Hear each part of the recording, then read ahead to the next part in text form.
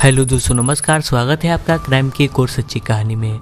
उम्मीद करूंगा कि आप बहुत अच्छे होंगे। दोस्तों, आज की कहानी मुंबई की प्रसिद्ध एक फैशन डिजाइनर और मॉडल रही सुनीता सिंह लाठर की है, जिनका उन्हीं के घर में बड़ी ही बेरहमी से कत्ल कर दिया जाता है। इस केस में पुलिस के सामने काले जादू से लेकर आत्मा और ऐसे कई सारे ट्विस्ट भी आते हैं, लेकिन अंत में जब पुलिस इस केस का जो खुलासा करती है उसे सुन आप दंग रह जाएंगे। 4 अक्टूबर 2018 की बात थी। उस समय सुबह के करीब 9 बज रहे थे। अंधेरी वेस्ट के थाना ओसिवारा में एक गुमनाम कॉल आई। फोन करने वाले ने थाना प्रभारी शैलेश पासलकर को बताया कि लोखंडवाला के क्रॉस गेट कोऑपरेटिव सोसाइटी के फ्लैट नंबर 301 के अंदर कोई हादसा हो गया है। मुझे शक है कि एक महिला मृत पड़ी हुई है। इस जानकारी को थाना प्रभारी शैलेश पासलकर ने गंभीरता से लिया और बिना देर किए वह पुलिस टीम के साथ घटनास्थल के लिए रवाना हो गए।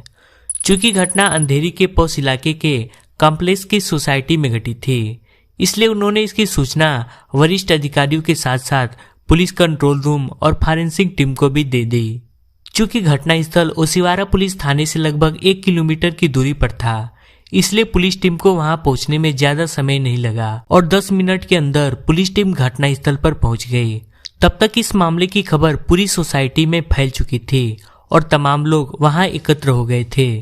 पुलिस टीम भीड़ को हटाकर बिल्डिंग की लिफ्ट से तीसरी मंजिल के फ्लैट नंबर 301 के सामने पहुंच गई। फ्लैट का दरवाजा बाहर से बंद था। पूछताछ में सोसाइटी के लोगों ने बताया कि कई सालों से उस फ्लैट में बॉलीवुड की सुप्रसिद्ध मॉडल और फैशन डिजाइनर सुनीता सिंह लाठर अपने बेटे लक्ष्य के साथ किराए पर रहती थी।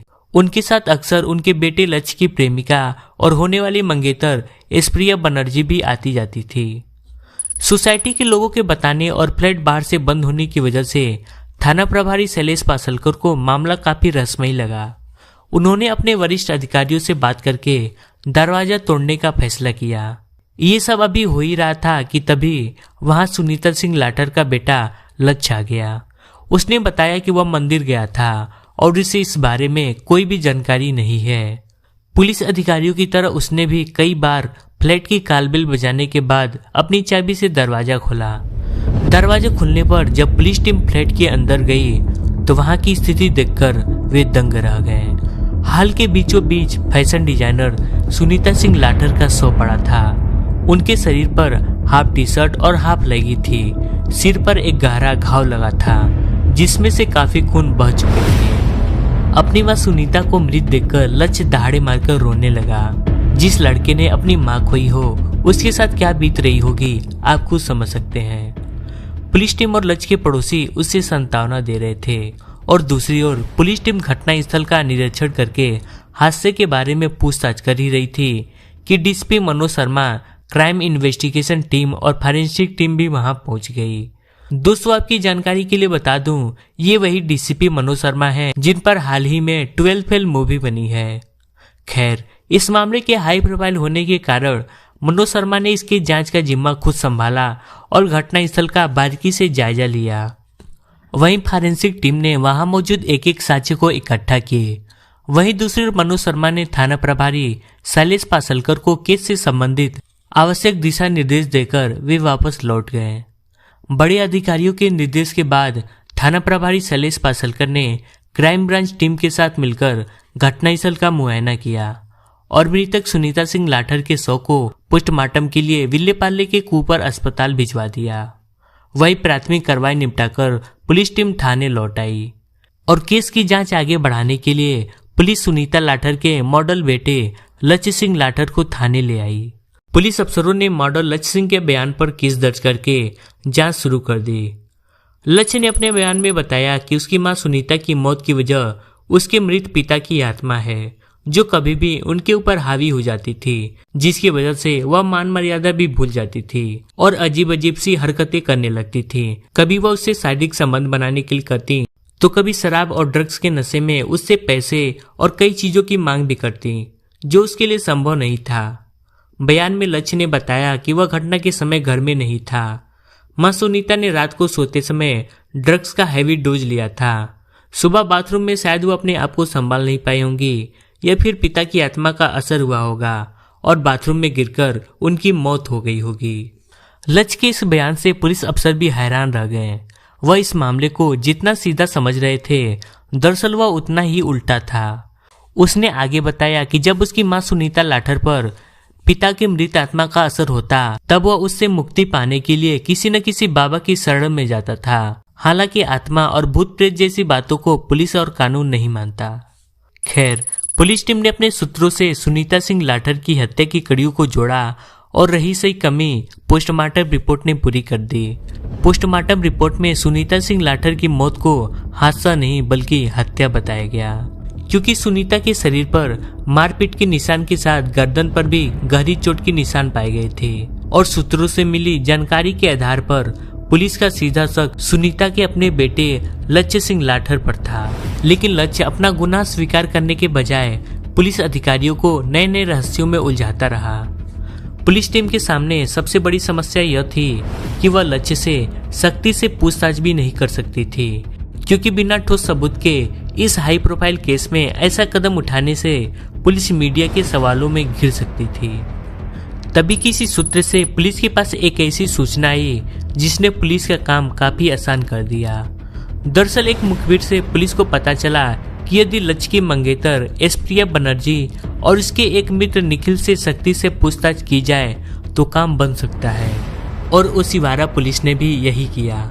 लक्ष्य की मंगेतर एस्प्रिया और उसके दोस्त निखिल को थाने लाकर सख्ती से पूछताछ की गई और इन दोनों ने पुलिस को जो कुछ बताया उससे सुनीता के मर्डर केस की कड़ियां जुड़ती चली गई। जिसके बाद पुलिस ने जब लक्ष्य के दोस्तों के साथ जब लक्ष्य को भी खड़ा किया तो वह टूट गया और उसके सामने सच बताने के सिवा कोई चारा नहीं था। दोस्तों, इसके आगे की कहानी जानने से पहले आपको सुनीता लाठर के बारे में जानना जरूरी है, क्योंकि यह कहानी का वो पार्ट है जिसे जाने बिना आपको कहानी समझ में ही नहीं आएगी। 45 वर्षीय मॉडल सुनीता सिंह लाठर मूल रूप से हरियाणा के पानीपत की रहने वाली थी। उनके पिता का नाम रोहतास टांडा और वे पानीपत के जाने माने कारोबारी थे, जिसकी वजह से शहर में उनका काफी मान सम्मान था। परिवार में उनकी पत्नी के अलावा एक बेटा देवेंद्र टांडा और 2 बेटियां थी, जिनमें सभी भाई बहनों में सुनीता सिंह लाठर सबसे छोटी थी। सुनीता पढ़ाई लिखाई में होशियार तो थी ही, वो दिखने में भी काफी सुंदर थी। वह माया नगरी मुंबई की फैशन डिजाइनर बनकर अपना कैरियर और अपना नाम रोशन करना चाहती थी। इसके लिए उन्होंने काफी मेहनत भी की। सुनीता जब भी किसी मैगजीन में फैशन डिजाइनर के बनाए कपड़ों में लिपटी किसी मॉडल को देखती तो उनकी आंखों में भी वैसा ही सपना रूप लेने लगता। वह भी बॉलीवुड के उन डिजाइनरों में शामिल होकर नाम और शोहरत कमाना चाहती थी, जो मनीष मल्होत्रा, रोहित बल, नीता लुल्ला जैसे कई फैशन डिजाइनरों के पास था। इसके लिए सुनीता ने पढ़ाई के साथ साथ फैशन डिजाइनर का कोर्स करके डिप्लोमा भी कर लिया। इससे पहले कि वो अपने पंखों को उड़ान दे पाती, उससे पहले उनकी शादी करनाल के रहने वाले एक प्रतिष्ठित परिवार के युवक कुलदीप सिंह लाठर से कर दी गई। अपने परिवार और खानदान की इज्जत और मान मर्यादा का सम्मान करते हुए सुनीता ने अपने पति कुलदीप सिंह लाठर के साथ पारिवारिक महिला की तरह रहने लगी और देखते देखते वह 2 बच्चों की मां भी बन गई, जिसमें एक लड़का था लक्ष्य और एक लड़की। लेकिन इसके बावजूद सुनीता के मन से अभी बॉलीवुड और फैशन डिजाइनर का भूत उतरा नहीं था। 2 बच्चों की मां होने के बावजूद सुनीता ने अपने आप को पूरी तरह से फिट रखा था। देखने से यह कोई भी नहीं कर सकता था कि सुनीता 2 बच्चों की मां होगी। एक तरफ सुनीता फैशन डिजाइनर और बॉलीवुड का सपना शायद भूल भी जाती, लेकिन पति कुलदीप सिंह लाठर के व्यवहार ने ऐसा नहीं होने दिया। वह अक्सर शराब के नशे में धुत रहता था। सुनीता ने उसकी शराब छुड़ाने के लिए काफी कोशिश की, लेकिन इसका कोई फायदा नहीं हुआ और आखिर में परेशान होकर उन्होंने कुलदीप सिंह लाठर को ही छोड़ दिया। उसे छोड़कर वह अपने मायके आ गई। मायके में उनके भाई देवेंद्र ने सुनीता की काफी मदद की और प्रोत्साहन भी दिया और फलस्वरूप वो अपने दोनों मासूम बच्चों को कुछ दिनों के लिए मायके में छोड़कर सन 2000 में मुंबई आ गई और फैशन डिजाइनिंग की दुनिया में अपने पैर जमाने की कोशिश करने लगी। शुरू में सुनीता को फैशन की दुनिया में अपने पांव जमाने में काफी संघर्ष करना पड़ा, लेकिन धीरे धीरे सुनीता मुंबई के टॉप फैशन डिजाइनरों की लिस्ट में शुमार हो गई। मुंबई में अपने पांव जमाने के बाद सुनीता अपने दोनों बच्चों को मुंबई ले आई और बच्चों की अच्छी शिक्षा के लिए बोर्डिंग स्कूल में भेज दिया। बॉलीवुड में सुनीता लाठर के डिजाइन किए कपड़ों की मांग तो बड़ी ही थी, साथ ही कुछ डिजाइनरों ने सुनीता को मॉडलिंग का ऑफर भी दे दिया। सुनीता खूबसूरत और स्मार्ट तो थी ही, उन्होंने मॉडलिंग के ऑफर को भी स्वीकार कर लिया। अब वह फैशन डिजाइनर के साथ साथ मॉडलिंग भी करने लगी। एक कहावत है कि कभी कभी बिल्ली घी हजम नहीं कर पाती। सुनीता सिंह लाठर का भी यही हाल हुआ। जिस समय उनके सितारे बुलंदी पर थे तभी उन्हें ड्रग्स की लत लग गई। दूसरी ओर पति कुलदीप सिंह ने अपना रिश्ता सुधारने की कोशिश की, लेकिन सुनीता ने उसकी तरफ ध्यान देने के बजाय उसे तलाक का नोटिस भेज दिया और सन 2014 में सुनीता सिंह और कुलदीप सिंह लाठर का तलाक हो गया। कुलदीप सिंह अपने बच्चों को बहुत प्यार करता था। उनकी जुदाई वह सहन नहीं कर सका। जिस शराब की वजह से उसका जीवन और घर बर्बाद हुआ था, उसे छोड़कर वह रेहान चला गया, जहां उसने 1.5 साल का कोर्स करके रिहैबिलिटेशन सेंटर में काउंसलिंग का काम शुरू कर दिया। यदि आपको रिहैबिलिटेशन सेंटर का मतलब नहीं पता तो आपको बता दूं कि ये एक प्रकार का क्लिनिक होता है जहां अल्कोहल और ड्रग्स जैसे मादक पदार्थों के एडिक्टेड लोगों का इलाज किया जाता है। मतलब कि कुलदीप स्वयं अल्कोहल को छोड़कर दूसरे लोगों को भी नशा छुड़वाने का काम करने लगा। अब कुलदीप की अलग दुनिया बन गई थी, लेकिन वह अपने बच्चों और सुनीता को भूल नहीं पाया था। वह जब भी किसी शो में सुनीता को देखता तो उसके दिल में एक हुक सी उठती। उधर सुनीता इस सब से बेखबर थी। वह कुलदीप सिंह को अपनी जिंदगी से पूरी तरह निकाल चुकी थी। साथ ही उन्होंने अपने बच्चों को भी बता दिया था कि उनका पिता मर चुका है। उसने पति की मृत्यु की आड़ लेकर बच्चों को बता दिया था कि उस पर उनके पिता की आत्मा आती है। इसके लिए वह नाटक भी करती थी और वह ऐसा ड्रग्स का ओवरडोज लेकर करती थी। जब वह नशे में होती थी तो सुनीता के बेटे लच की प्रेमिका एस प्रिया और उसके माता पिता लच से कहते थे कि वह काले जादू का प्रभाव है, उसे किसी तांत्रिक के पास ले जाना चाहिए। सुनीता का बेटा लच भी उनकी बातों में आ गया था। वह भी अपने पिता को मारा समझकर उनकी बात पर विश्वास करने लगा था। इसके अलावा जब सुनीता के दोनों बच्चे अपनी शिक्षा पूरी करके लौटे तो घर का माहौल उनके अनुकूल नहीं था। सुनीता का ड्रग्स एडिक्शन और घर के अंदर ड्रग्स पार्टी सुनीता की बेटी को रास नहीं आई और वह अपनी माँ से अलग होकर अपने नाना नानी के पास चली गई, जिस कारण वह इन सब से बच गई थी। यह तो सब जानते हैं कि सूरज अगर सुबह को निकलता है तो शाम को अस्त भी हो जाता है। यही हाल बॉलीवुड का भी है। फिल्मी इंडस्ट्री में किसका अस्तित्व कब खत्म हो जाए कहा नहीं जा सकता। ड्रग्स और शराब के नशे में सुनीता सिंह कुछ इस तरह डूबी कि उनकी सारी चमक फीकी पड़ गई। उनका काम लगभग बंद सा हो गया था। धीरे धीरे उनकी आर्थिक स्थिति भी खराब होने लगी थी। अपने घर की स्थिति सुधारने के लिए सुनीता ने अपने बेटे लक्ष्य को भी मॉडलिंग के क्षेत्र में उतार दिया। 23 वर्षीय लक्ष्य भी अपनी मां की ही तरह दिखने में सुंदर और स्वस्थ था। वह मॉडलिंग के क्षेत्र के लिए किसी भी मायने में कम नहीं था। मां के फैशन डिजाइनर और मॉडलिंग में माहिर होने के कारण लक्ष्य को मॉडलिंग में काफी लाभ मिला। उसे अभिनेता रणधीर कपूर और फैशन डिजाइनर मनीष मल्होत्रा ने काफी सहयोग दिया।